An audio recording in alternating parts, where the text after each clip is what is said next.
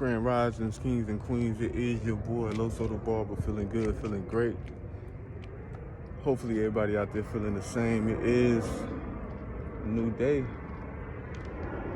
It is a new day. Somebody about to land in Los Angeles, California in a matter of minutes. But as we follow this story, I just want to talk to my young barbers and make sure that we, as barbers in this barber fraternity,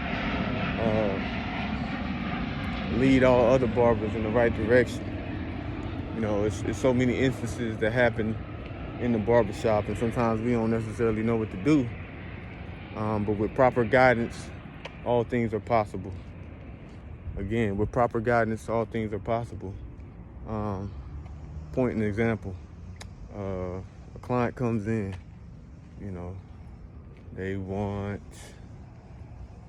you know, a particular haircut, or a gentleman may want his beard done. He comes in, you know, I want it at this level.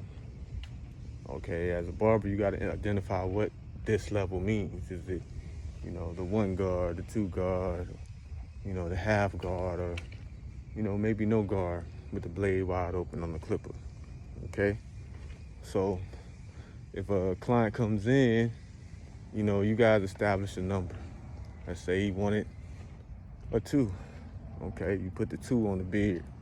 You know, he wanted the hair to be showing, you know, not too thick, but just enough where you can still see that growth, right, in his beard to his liking, right? You put the 2 on it, you look at it, you get in the mirror, and at this point, you're like, can I get it a little bit lower than that? You know, I want to take it about this much lower, about this much. Okay, that's a whole another guard that I'm gonna have to apply to that.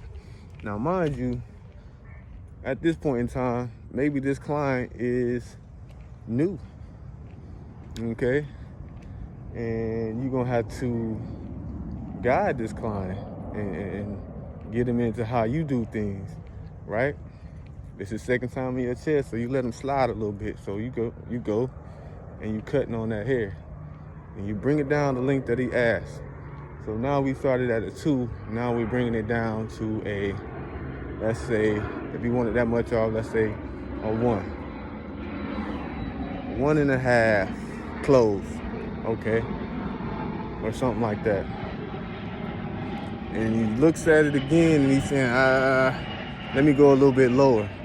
Now, at this point, when this happens now, and you have to mold your clients, you know, you come in, you know what you want. If you don't know what you want, give me a picture.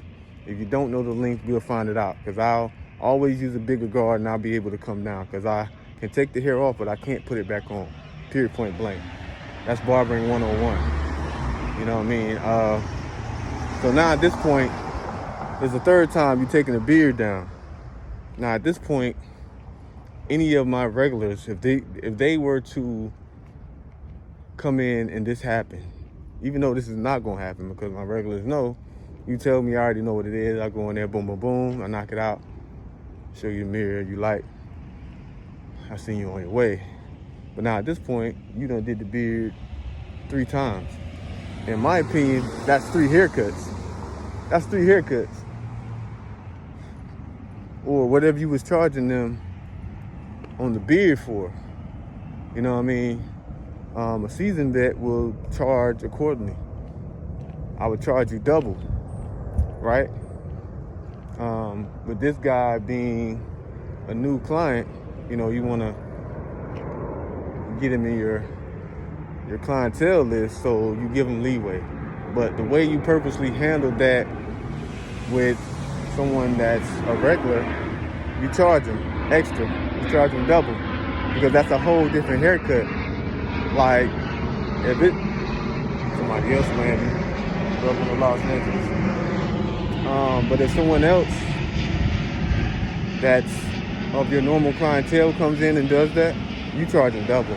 But if it's someone that's new, you give them a little leeway, because they're not used to your structure and how you get down. Again, you got to mold them. Again, you got to be professional. You know what I'm saying? But like, hey, you know, next time, you know what I'm saying, let me know what you want and I can execute that. If you want it lower, okay, we can take it lower. Or the barber can be like, okay, well, I use this number, so this is how you like it. This is the length you like it. You like it the 1.5 close. So every time I go to his beard, I'm gonna use the 1.5 close. That's what he likes, until otherwise directed by him. Oh, hey, I want it a little bit closer. If he were to say, come back and say that. But again, barbers, make mental notes, right? When you cut these new clients, make mental notes. Go in your book and put by Bernard. Okay, Bernard likes the 1.5 close on his beard, all the way around his beard, right? And he may come and get a lineup sometimes, or sometimes he might get a haircut, but he likes his beard, you know, at that length, and he likes it lined up with a razor. So again, make mental notes. So next time when he comes, whether it's a week or 2 weeks, right? You don't have to be trying to figure out what it was that he had on his beard. You go back into your book. Okay, he likes the 1.5 close. Okay, all the way around. And okay, this time you're gonna get a haircut, because last week, or the last time he was here, he just got a lineup. You get what I'm saying? So like, make those mental notes that make your job easier and allow you to be more efficient, allow you to be more professional.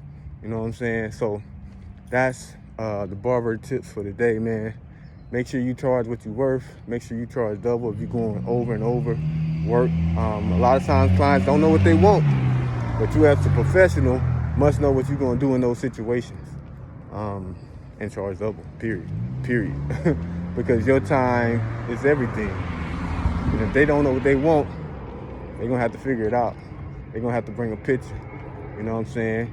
And outside of that, you gotta do your work too and write down those notes.